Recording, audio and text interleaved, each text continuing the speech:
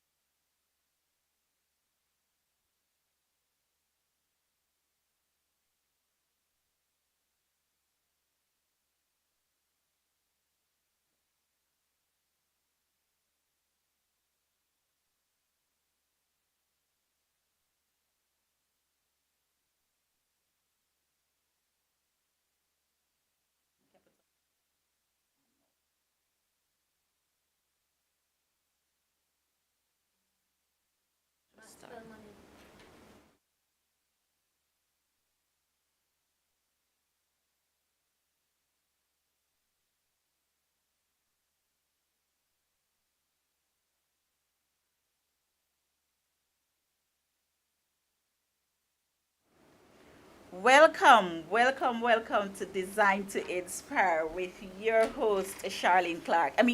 Anything that can go wrong will go wrong. I'm telling you, thought we were well prepared, and something went wrong, and set it set us back 45 minutes. 45 minutes, but thank you for your patience, and quite a few persons have dropped off. I was busy sending the new link. Please re-share the link with your friends and families so that they can join us here. It's been a while since I've been here with you, and I want to say again, thank you for joining. Thank you for sticking and staying right here. Welcome. Do remember that you can participate in this discussion by via WhatsApp. So you may call me at 876-367-0127, or you may text me on the same number, and let us have a discussion. Now, this show was designed for you. So without you, the show means nothing. Again, thank you for sticking and staying.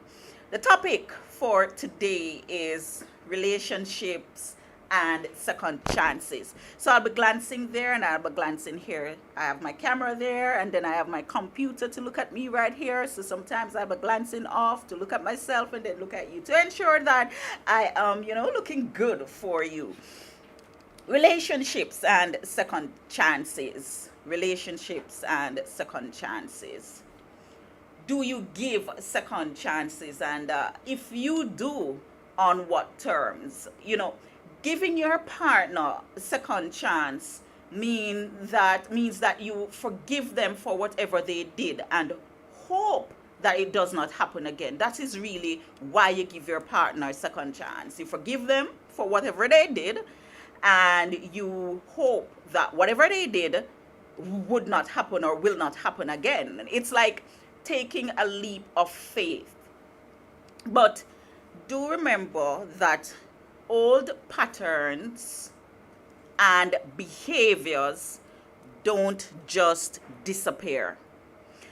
Like tying your shoelace, and this is something that I like to use as an example, it becomes habitual. So if your partner has a particular pattern or a particular behavior that he or she displays regularly, then it's going to become a habit. So it's going to become habitual. So when you think of giving second chances, bear in mind that there must be some other things, some other criteria that must be included. In essence, what am I saying? Don't just say, okay, I will forgive and that's it. Especially if the actions of this individual is habitual. It's something that he or she does on the repeat, repetitively. So if it is habitual, you can't just forgive. You have to include some other measures. And we are going to discuss. And note I said we. Remember, I want to hear from you as well. No, it should not just stop there. It should not just stop at you forgiving the person, right? You forgiving them doesn't mean that, okay, I have been forgiven, so it will not happen again. I will not do it again. Giving your partner a second chance means that you forgive them for the act and you work together to break the pattern of the ill health behavior. Again, giving your partner a second chance means that you forgive them for the act and you work together to break the pattern of the ill health behavior. um, I must add that I am not a relationship, what do you call it, coach. This is just our views. We're sharing our views. My view, my opinion, and when you talk to me, you're sharing your views, your opinion. Now, if we understand that, then we will understand the whole essence of forgiveness. I'm going to share a story with you because this topic was brought about by a story that was shared with me. Of course, I will not call names, but I will share a story with you. A listener called me to say that, to ask me if what do I think about second chances. That was in the part to us, ending the first season of the show. And the listener called me and she asked, what do you think about second chances? And I was like, second chances? What do you mean? She said, in a relationship, what do you think about second chances? I said, I've never really thought about it, but share with me your thoughts. And she said, well, listen, I would like you to do a show about second chances and let me share my experience with you. I had, and I'm going to give the short version of it, because we had a good long discussion. I had a partner, and well, during high school, I had a friend, so it started there, and we were very close. I believe she said that they had some sort of relationship during high school. Both went their separate ways after high school, and the relationship died. You know, the male had a relationship with someone else. She too had a relationship with someone else. It so happened that they regained contact with each other by whatever means. I am trying to remember.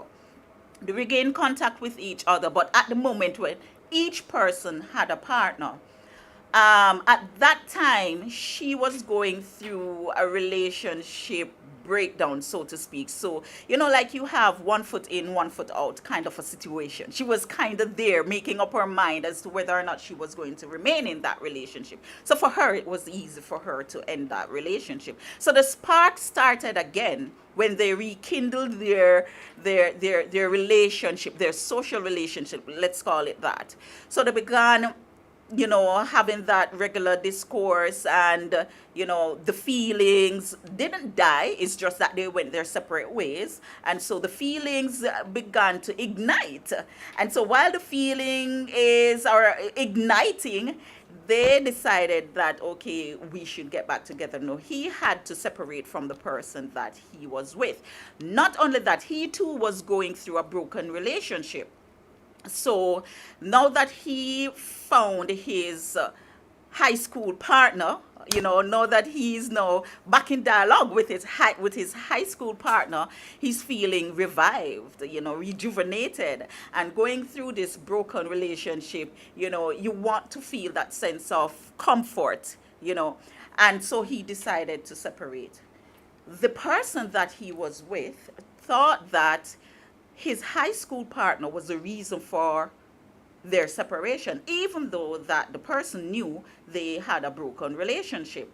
And for years, the high school partner went through turmoil, if you can call it that, with this individual saying it is her who broke up the home, and it was her fault why her husband left her, and it's her.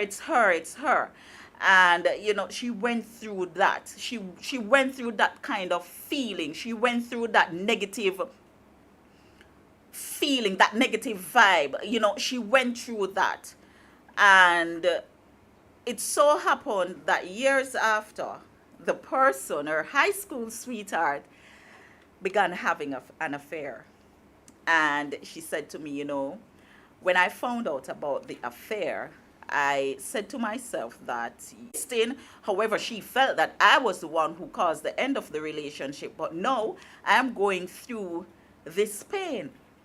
She shared with me that it was painful what she was going through. And before that, she had forgiven him a number of times for being unfaithful. But this one seemed as though it needed more energy from her, And while she was trying to fight for her husband, she was also having to deal with that empty feeling inside to say, then this must be what the ex-wife went through, even though it was not my fault. At the end of the story, though, I'm fast forwarding because, like I said, that discourse was held last year. She decided that she was going to forgive him. He decided that he was done with cheating, and it was just her. And they had to go through. I believe that she said that they had to do some sort of counseling. And yes, they are now happily married. They're still together. But they went through that phase. And that is how this discussion came about. Second chances. So she decided to give him a second chance, or perhaps a third chance, or fourth, depending on the number of times he would have cheated on her. However, she had to work through that moment or that phase where she felt not just lonely, but she felt as though she was being treated with the same yardstick, as we would say in Jamaica, given that, at the time when they sparked, reignited their relationship, he was in a relationship, so too was her, but she was being blamed for the complete separation. So she had to work through that. But they worked through the mess, and now they're happily married, right? And that is how she shared with me that, she had to give a second chance, but not just as simple as giving a second chance. She had to work through the different phases. Now, you must have heard the saying that I forgive, but I do not forget. And if that is how you embrace forgiveness, it means that you have not really forgiven the individual. You will never forget. The memory does not work like that. But it's not in a literal sense to say that you will forgive and forget. Forget in that, used in that term doesn't mean literal. It's not literally. It doesn't mean that you're going to literally forget. What it means is that you're not going to be sitting down waiting for the person to do the same act again.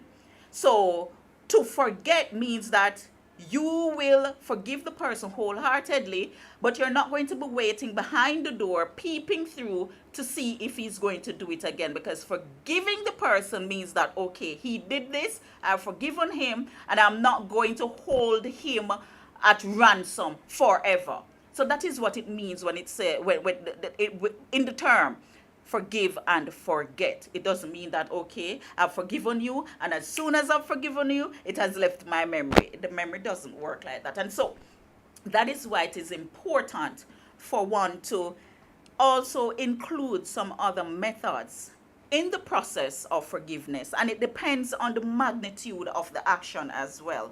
It depends on how hurt the individual was based on the behavior of the partner. It depends also on the number of persons who were involved. It depends on the effects. So to forgive means that you wholeheartedly work through the process with the individual to ensure that the behavior doesn't happen again, especially if it is a pattern. If you find that your partner, for example, if you find that your partner is a liar, so to speak, and lies for anything and everything, the simplest of things, And that is something that he or she would do regularly. That is a pattern. That is a pattern. Now to say, well then, today I've had enough. Today I have had enough. Today I am done. Today I am moving out. Today I am calling it quit. I am quitting. It means that you will not do it again. Please forgive me. Please forgive me. At that moment when you decide to forgive the individual, it means that you're going to try to work with the person to break the pattern. Because if you just say, okay, this is the last time I'm going to forgive you because I love you. I love you. I really do. I do not want to go. I love you. I will forgive you. Do remember that this is a pattern. So you have to work with the person. How do you work with the person? You might need to seek a counselor. You might need to seek a psychologist. You might need other help. You might need to do things differently. You might need other methods has to be included in the forgiving process. It cannot just be that you are saying, okay, I'm forgiving you and that's it. You have to work with the individual to break the pattern. You have to understand too that not all sorry, and let me pluralize it, sorries, mean that the individual is really sorry. Sometimes a sorry means that, okay, I'm not ready for you to go. It doesn't mean that I'm not going to do it again. I'm just not ready for you to go. So you have to recognize what the sorry mean. Now, how do you do that? If the partner is not ready to sit down with you and talk about the behavior, the sorry is empty. If the individual is not ready to sit down and talk about the hurt that you've been through because of his or her action, the sorry is empty. If the individual just requests or is requesting of you to forgive him or her without having a discourse, because listen, babe, I don't want to hear it. I know it was terrible. I don't want us to talk about it because I know you've been hurt. I don't want to hear it. Just let's move on. No, it cannot happen. Your actions caused pain.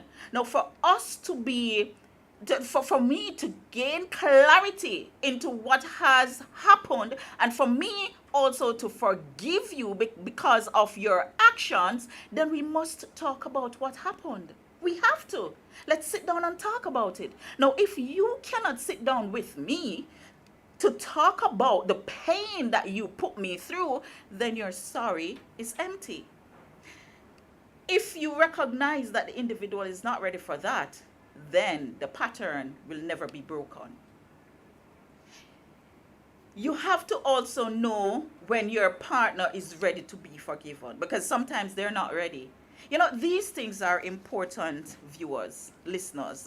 These things are important to the forgiveness process. Because if the individual is not ready, and a person can want to be forgiven, but they're not ready for that type of forgiveness. Because whatever actions that caused the pain, they're not ready to let go of it. They're not ready to let go of it, right? They are ready for you to accept them there at the moment, in the moment, because they recognize that you're on your way out, and they are not ready to lose you, but they're not ready to let go of that behavior that caused the pain. You have to be able to recognize that as well, right? Now, if you are not ready to forgive the person too, that is another thing that you have to think about. Yes? Are you really ready to forgive the person? Many times we say, okay, I forgive you, but really and truly we're not ready. We're still hurting. Many times we say, I forgive you, but it's not really forgiveness. It's to open that window to allow us to be vindictive, like, I want to do something back to him so he can recognize how hurt I was when he did whatever he did. You have to recognize whether or not you're ready to forgive the person. If you are not ready to forgive the person, you can't forgive the individual. If you're harboring thoughts of getting back at the individual, you're not ready to forgive the person. For example, let's use cheating as an example. So your partner cheated on you, and you have been faithful. You have been faithful throughout the relationship, be it marriage or a common law relationship, but you have been faithful throughout the relationship. You have had some potential, persons who would want to be with you, even though they know that you're in a relationship. They would be whispering sweet emptiness or nothingness in your ear. And so you recognize that your partner cheated on you. You've been with this individual for however long, but you've been faithful. And it hurt because you know that you have been faithful and this person went and defiled the bed, so to speak, right? And you decide that, okay, I'm going to forgive him, but I'm going to get back at him, because if he believes or she believes, I do not want to just use the he gender because I don't want the men to think that I'm thinking that only men can cheat. I am well aware that women are cheaters as well. Sometimes women do it better. Women cheats better. Yes? So I'm well aware of that. So if he believes that he can cheat on me, knowing that I have been so faithful to him, I am going to give him back a taste of his own medicine. And if you're thinking like that, it means that you're not ready to forgive the person.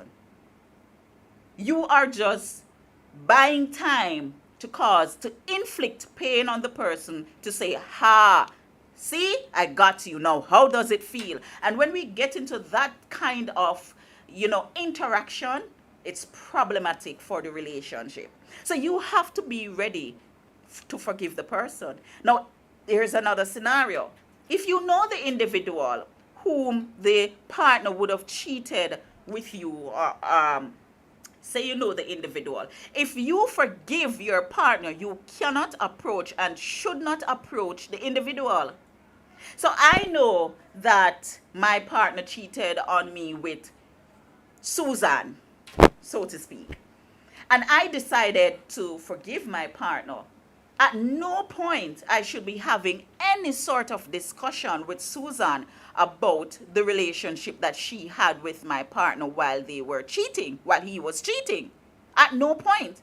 If that is happening, it means that I was not ready to forgive my partner. I hope you're understanding what I'm saying. Remember, please text. I'm not seeing any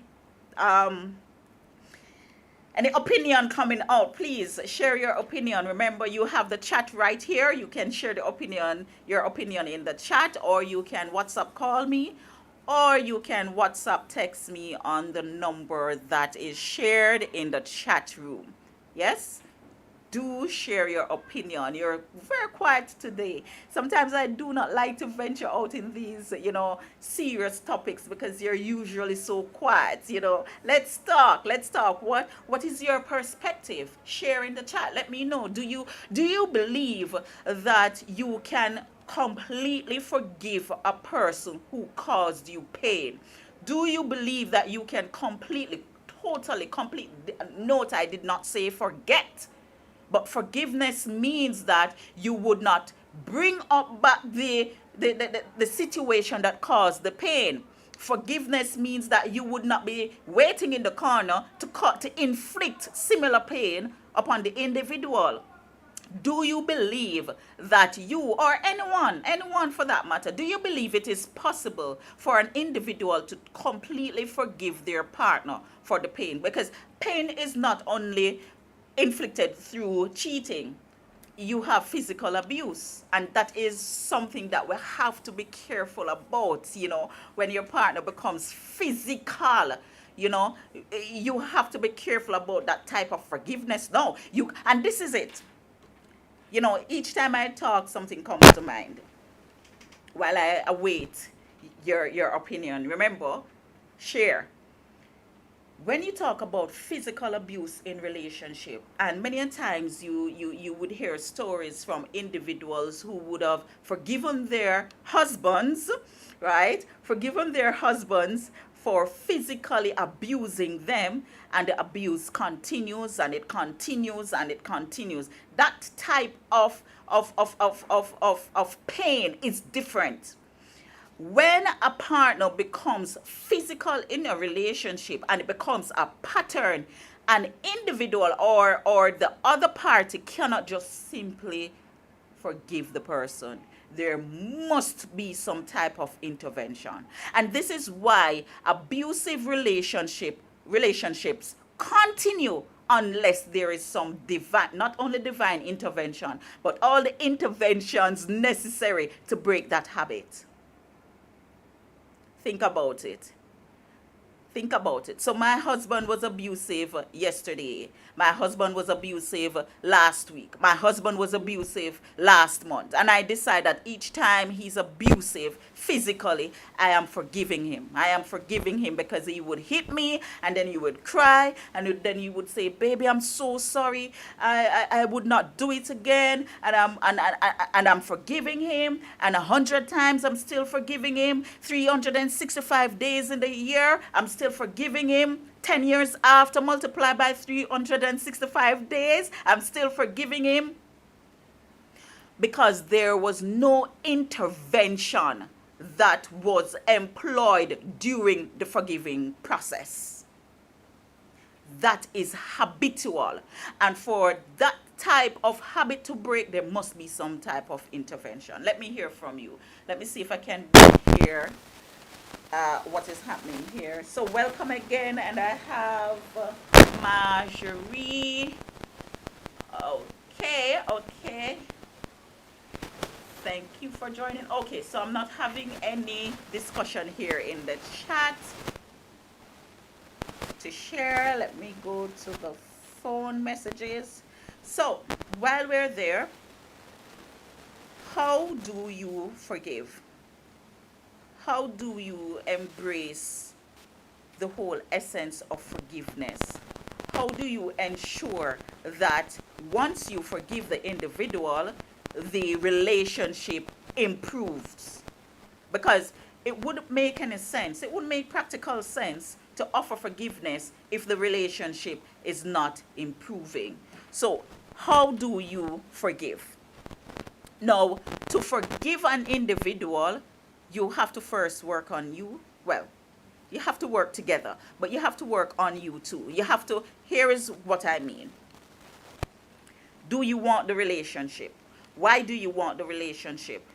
What are the benefits of being in this relationship? And when I talk about benefits, viewers, I'm not talking about material acquisitions, right? I'm not just talking about that, because if it's material acquisitions only, it means that you're going to forever be in abusive relationship. And when I talk about abusive, I'm not talking about just physical abuse, yes? So you have to analyze the purpose of wanting to remain in the relationship. And it cannot be because of any peripheral reasons, meaning it cannot be because of the children. It cannot be because of the material acquisition. It cannot be because we have acquired a home together, and if we separate, it's going to, I have to start over. It cannot be because of that. It has to be everything about how you feel for the individual, what you have, the respect you have for the individual, the type of relationship that you have. A lot of people would say, we've had many good times, and now we're faced with some challenges, and I know we can get back to those good times. If it's something like that, think about why you want to forgive the individual. Some persons would say, write the pros and the cons, which is not something I believe in. I do not believe in taking up pen and paper and deciding to, write the pros of, what I have acquired, what I have gained, how the relationship has worked for me thus far, and the cons, meaning what are the bad things that the person is doing, especially when you're upset. You cannot think logically.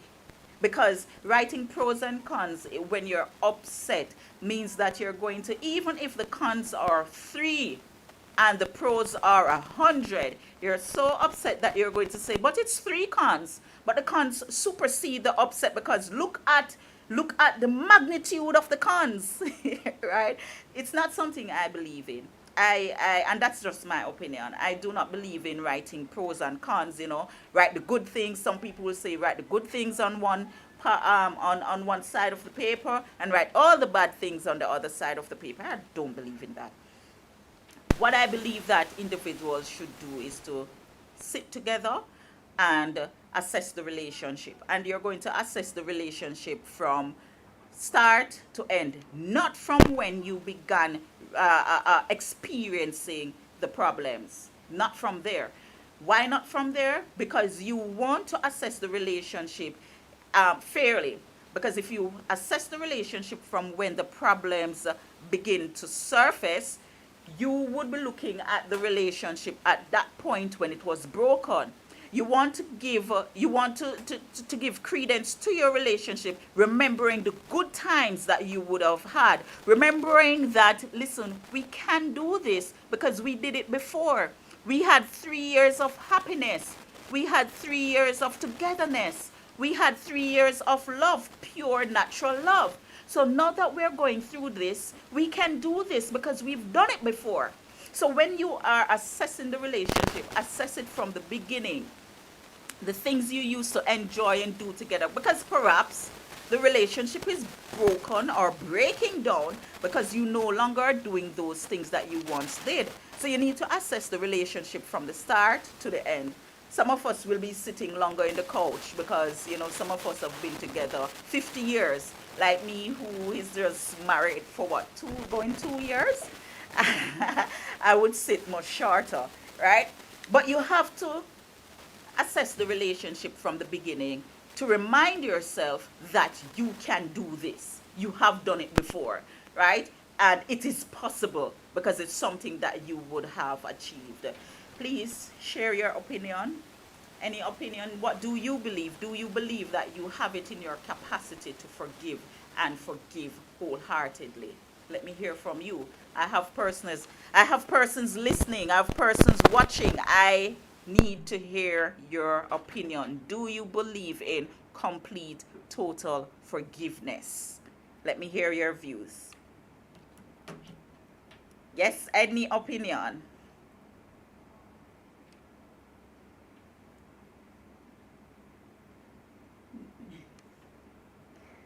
So silence means consent. It means that all my listeners and viewers are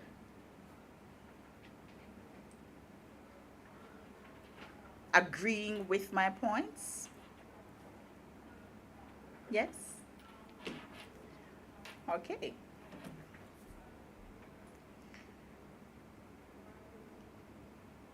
To complement giving your partner a second chance, listeners, you must accept the apology wholeheartedly without looking or waiting for the minute to start an argument.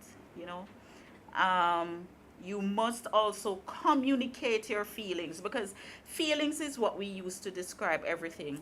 How are you today? I feel hot. How are you today? I feel hungry. How are you today? I feel angry. Feelings is what we use to describe our state of being. So to forgive your partner, or to completely forgive your partner, you must communicate your feelings now, and do not wait for things to fester to launch them like missiles. What do I mean? Please remember, please call in. You can call in. For those who are not shy, call in and share your opinion. Those who are shy may use the chat box. Do remember, you can call in. Now, as I was saying, you should communicate your feelings now. What do I mean by that? Oftentimes we feel some sort of hurt because of the behavior of our partner, and we internalize it, if internalize is a good word to use in this instance. We internalize it and we suppress it. We do not share it. and it stays there in that place somewhere where it's suppressed, and he or she would continue with that type of behavior and continue with that type of behavior. We're not saying anything, we're just suppressing it, we're not talking about it. Our partner does something that is completely different from the behavior that caused that kind of suppressive action, right? And we decide that, this is enough. And so we launch an attack because of the number of times we decide that we're not going to share our feelings, we're not going to talk about what we feel based on the action of our partner, and it is suppressed, and something completely different that would have caused the pain inside happens, and then we launch our missile. And then we start to talk about, oh, remember, 10 years ago you did this, and I felt some sort of way. I didn't say anything to you, but I was watching you. 5 days ago you did this, and you embarrassed me. I didn't say anything to you. I was watching you. And now this is the last straw that broke the camel's back. And this oftentimes cause the relationship to go sour. Yes? This oftentimes cause a magnitude of pain and anger and fight, and so to completely forgive your partner wholeheartedly, communicate your feelings. So he did something. Let me stop saying he. So she did something and it caused you pain. Say it there. Say it now. Say, well then, listen, babe, what you did just now, I do not appreciate it because of whatever the reason is. Do not wait until she does something completely different for you to launch an attack, like you are just storing missiles, because it's not good for the relationship. Do gentle reminders at the sight of a repeated behavior.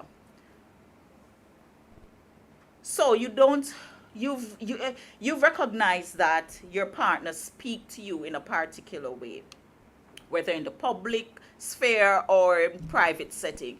But he has, I'm back to saying it's just a thing. He has that tone that you do not appreciate, right? And you have forgiven him because you've spoken about it, and you have forgiven him for talking to you, talking down, belittling you, so to speak, in the public sphere. And you are working together because this is habitual, this is a pattern, this is something that he does. So something that you do habitually becomes, it's unbeknownst to you when you're doing it. You do it without even knowing that you're doing it. So you're working together to break the pattern, and you recognize that he might say something to you, and using that very tone that you forgave him for using before. Instead of, again, launching an attack, you simply say, remember, we spoke about this. Let us not talk to each other like this. If that individual is really, really true about his or her sorry, at that moment, when you're reminding the individual, he or she would say, I'm so sorry. Yes, thank you for reminding me. And it works. Take it from me. That part of it I can tell you. Yes, that part of it I can tell you. You remind, because sometimes when we have, the disagreement, we tend to raise our voices a little bit. We tend to use some language, that we should not be using with each other. And it takes a simple reminder, or a calm person. Both of us can't be hot-heads, right? So to say, well then, listen, we've decided that we're not going to be talking to each other like this. Please remember, let us not do this, it's like driving fast, viewers. And if you practice to drive fast, once you get in your vehicle, that's what is going to happen. If you decide that, listen, I am going to cut my speed because, speeding is dangerous and it's something that I have to do, it's not going to happen tomorrow. It will take gentle reminders, meaning you might be driving fast and then you're saying to yourself, oh, shucks, I forgot. And you cut your speed. You're reminding yourself. You're reminding yourself. Or someone who is driving with you is reminding you, because driving fast has become a habit of yours. And it's a habit that you would have to break. It's a pattern that you would have to break. To break that pattern would require gentle reminders, would require both individuals to be working together. So, to completely forgive your partner, you must do gentle reminders at the sight of the repeated behavior. Be sure that you want the relationship. If you don't want the relationship, don't forgive the person. If you don't want the relationship, do not forgive the person. Again, if you do not want the relationship, do not forgive the person. If you've had enough and you recognize that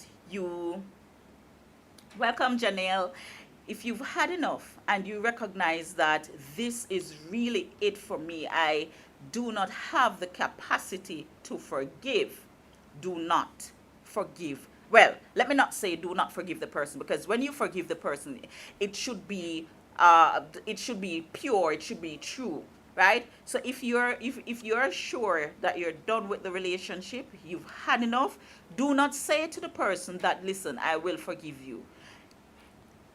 All right? I think I have my first caller. You're live on air. Welcome to Design to Inspire. Tell me where you're calling from and share your opinion. I'm Alec, calling out of New York, and it's a pleasure being on the program. Thank you. You're welcome. Alric, what is your position on this topic?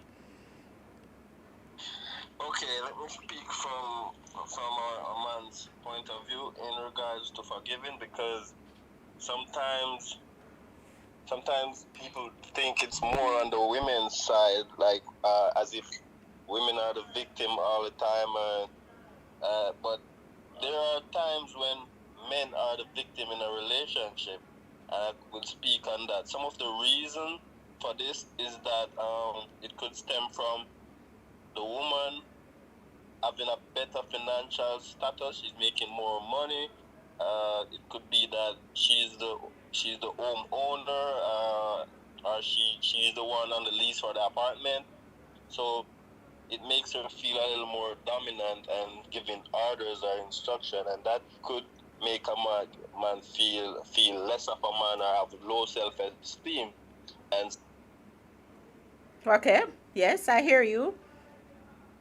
because of this, especially in the United States, there are times when men find themselves in some complex situation, especially if they're trying to they get married for immigration purposes. Women take advantage of the situation, and men become the victim in the relationship. So, in regards to forgiveness, it it takes a lot for one person to forgive a person, depending on the severity of the hurt. Mm-hmm. But it also comes down to the person. They have to do a self introspection. Mm-hmm. They have to be able to submit, to yield to all of their, say, the temptation, yield to their ego, especially right. As men, the testosterone, the ego is playing an important part, because we see ourselves as tough most of the time, because we were groomed like that, especially depending on our culture. We are groomed to be tough, bold, breadwinners, leaders, alpha, take control. So if we see ourselves in certain situation where the woman is a head of the household, it's like it,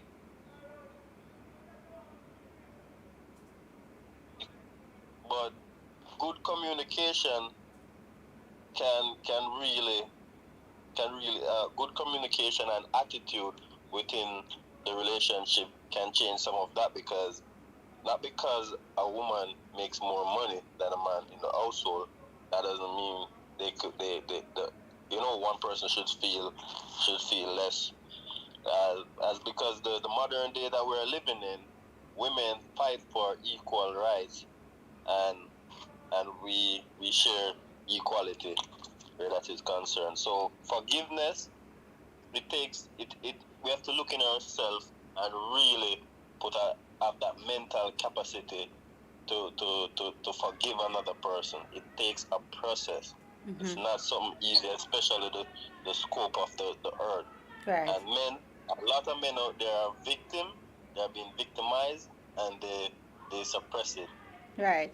But let me ask you a question, and I agree with you. If you are a frequent viewer, you would have seen one of my show where I spoke about men being groomed to be the tough ones and women the soft, gentle, and that has messed with our men's mental well-being.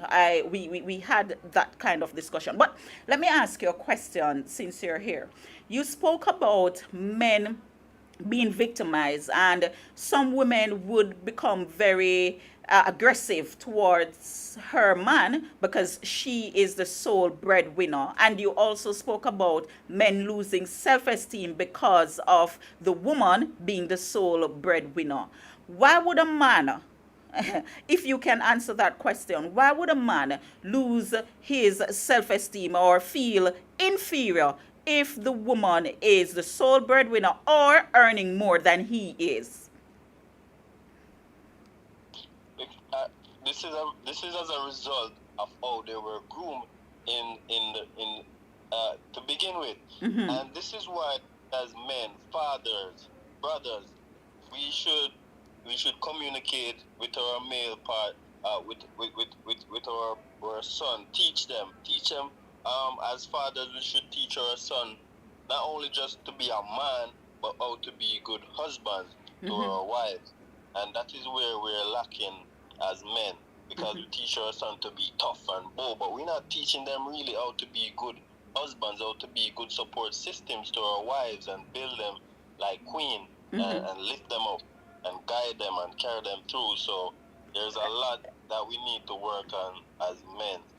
Okay, one more question, and this might be a trite one. I'm putting you on the spot, right? Is there anything in a relationship that a woman can do that you would never forgive her for?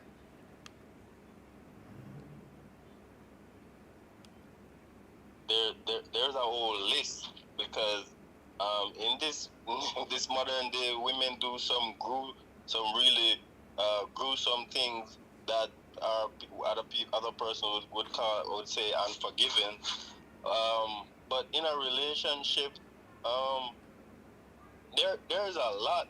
Right. But we want to down to the most concern that people really have is like infidelity, the cheating. That's Would really you most forgive? people. Would you forgive? Would you forgive your partner if she cheated on you? It all depends. Okay. It really depends on circumstances, because I could use analogies. I could give you a bunch of examples. One of them could be that, what if she have a sexual habit, like she really need. Some women have some have Nymphomaniacs? therapy. Okay. Yeah, that so that they even have to get therapy for this, Right. right? Once you go there and you start messing around, no, that's where a lot of risk comes in. So it all depending on the man, Okay. how you're willing to go forward, because a woman can be you can be forgiven, and guess what? Most times, women always forgive,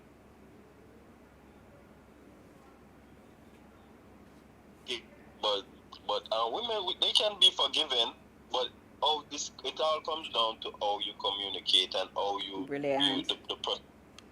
continue, because if both parties willing to get therapy, are willing to forgive and move forward, get counseling, something, right? There's a process that they should be going through, in order, I seek professional help in order to move forward, because just saying, I forgive you, don't do it again, may not work. Right. So it's a process All in right. order to move. Thank you so very much, caller. Thank you so very much for participating, and you sound like a very good person. I hope that you will share as much as you can because this will help. Thank you so very much, and I hope it is all in good and well over there in New York. You're welcome. Yeah. All right, so you've heard it. You've heard it from a man's perspective. Do I have a female who would want to call and give me her perspective? I've not had many females calling. I've not had many females calling on this program. But you've just heard it from a man's perspective. And let me add to this. He mentioned cheating, and cheating is something that men cannot handle. Yes, and it goes to show that the cheating is, I've not done a survey, but the cheating is one of the main, or should I say, main problems in a relationship in terms of when either party decide to cheat. However, for the man, it seems to affect them even more. And if this is the case, gentlemen, if this is the case, why then do you cheat? And I'm not throwing it out to those who are here. I'm saying, okay, let me rephrase that. Men who cheat, knowing that cheating is something that hurts them to the core, why then do you do it? These are some of the things that we have to look at. And note that he said that there is a plethora of things that he would not forgive his woman for, but he mentioned cheating. If you are not ready to forgive your female because, or male, those do, I'm talking about men and women here. If you are not ready to forgive your partner because he or she cheated on you, then it means that you should be very faithful, because you could not be cheating on the individual and expect forgiveness. So these are some of the things that we have to look into. These are some of the things that we have to look into. They do it but can't take it. Yes, you're so right. Let me have, okay, just before we close, we're getting up to that time. All right. Welcome. Thank you for joining. You're on live on Design to Inspire. State your name and where you're calling from. Hi, my name is Andrea Dahlhaus, and I'm from Atlanta, Georgia. Go ahead, share your perspective.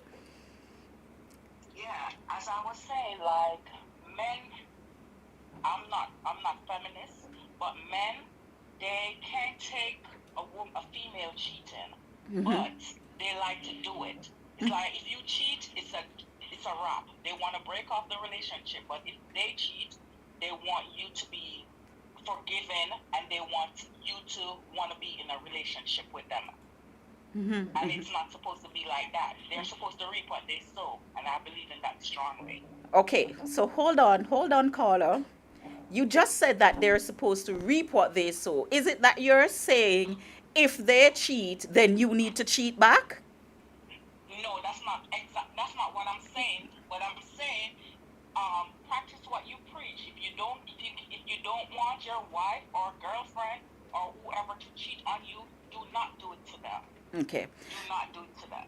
And That's what I'm basically saying. And before I let you go, I'm going to put you on the spot like I did my first caller. If there is anything in your relationship that you would not forgive your partner for, what would that thing be? Can you repeat the question? Is there anything that you would not forgive your partner for in your relationship? Yes. Okay, for example?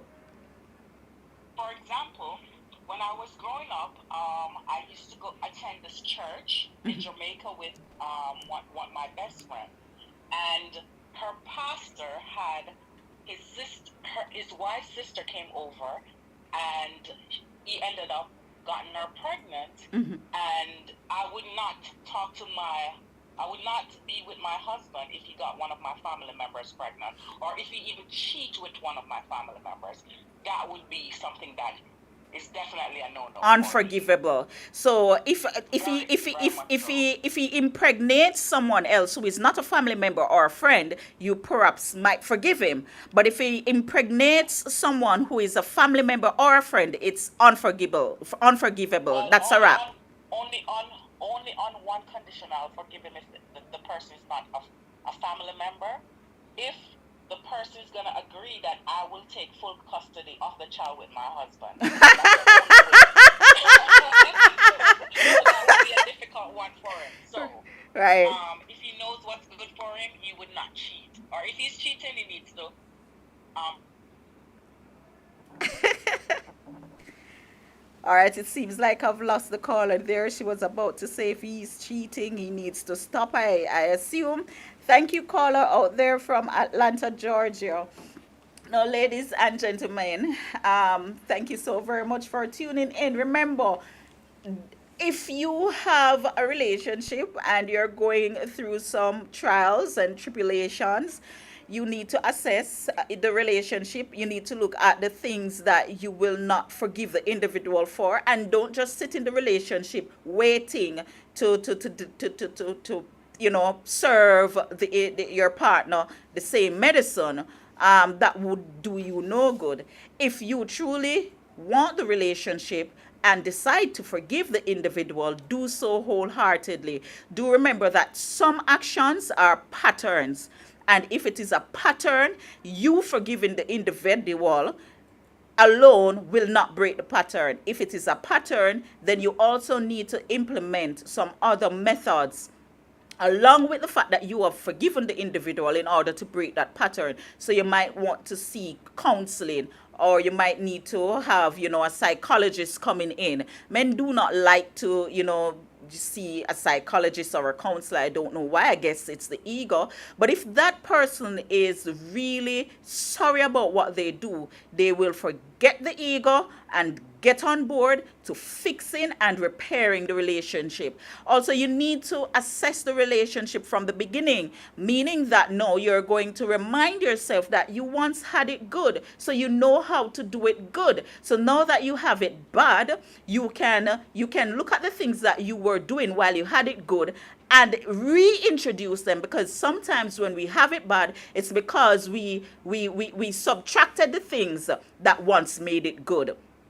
In other words, we become so comfortable. So we don't laugh, we don't watch movies together, we don't talk to each other, we don't joke around, everything is just serious, right? So remind yourself of the things that once were good in the moment that you're going through tribulation, to give yourself that reminder that you once had it good, you can do it again.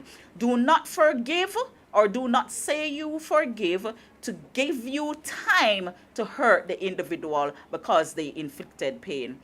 I want to thank you so very much for participating. Thank you so very much for your patience. Thank you so very much for joining.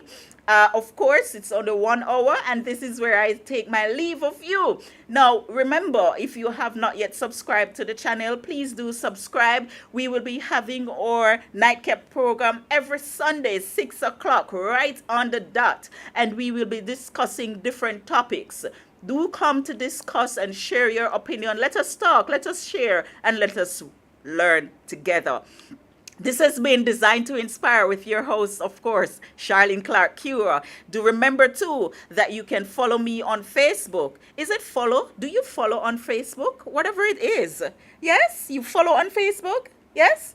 Thank you. So follow me on Facebook, Charlene Clark Cura, or you can also follow me on Instagram, right? Charlene Clark Cura. Also for LinkedIn, Charlene Clark Cura. I'm right there.